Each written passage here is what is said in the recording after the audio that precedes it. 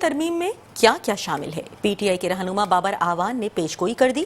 کہتے ہیں ملک میں 12 نئے صوبے بنائے جائیں گے۔ سندھ میں 3 نئے صوبے ہوں گے، ایک کا نام ہوگا کراچی، دوسرے کا نام سندھ اور تیسرے کا نام مہران رکھا جائے گا۔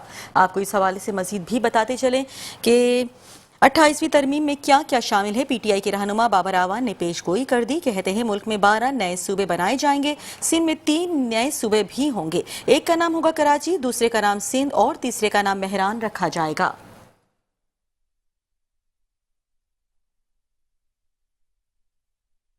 آئینی ترمیم میں سے صرف ایک ٹارگٹ ہے، یہ میں آپ کو بتا دیتا ہوں، مارک مائی ورڈز، وہ یہ ہے کہ 12 نئے صوبے بنائے جا رہے ہیں۔ ٹھیک، آپ کے صوبے سے شروع کر لیتے ہیں۔